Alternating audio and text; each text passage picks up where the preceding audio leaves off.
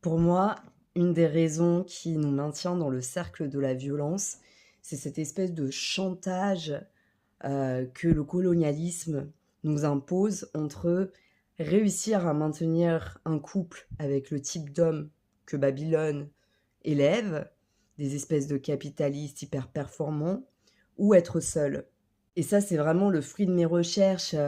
où en fait, bah, tu réalises que dans l'Amérique, latine, en Afrique, par exemple, on ne battait pas les enfants et une femme n'était jamais isolée, mise sur le banc. Tout ça parce que, l'homme, n'est pas prêt ou ne veut pas ou, a disparu pour assumer, la paternité. Et en fait, c'est vraiment les colons, d'un côté musulman et d'un côté chrétien qui, ont imposé cette vision où une femme est attachée à un homme et pour que ça tienne, il faut qu'on punisse très sévèrement toutes ses envies sexuelles pour que, le père soit sûr d'être le père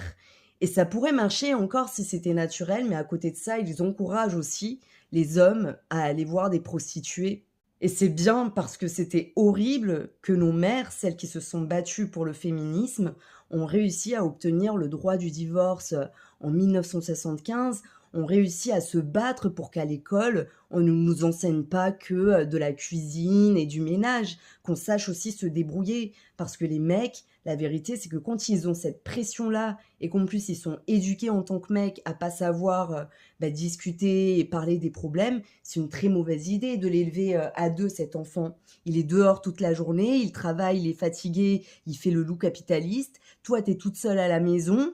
et puis, on espère que ça marche alors que tu es humaine aussi, on a besoin de potes, on a besoin de pairs. Avant, les parents, ils élevaient leurs enfants en groupe. C'est petit à petit, en fait, que, le colonialisme a imposé, a interdit même à Madagascar, ça s'est passé comme ça. Ils ont carrément interdit aux parents de reprendre leur fille, si elle divorçait. Parce que du coup, ils avaient compris que c'est quand les femmes sont isolées, qu'on va créer des enfants qui vont être dans un manque affectif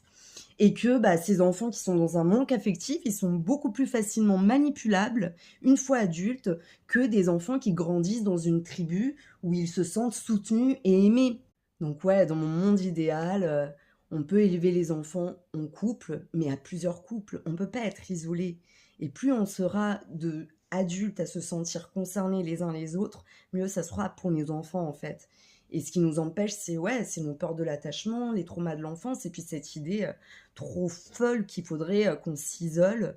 totalement pour réussir ce truc. On est une communauté d'humains.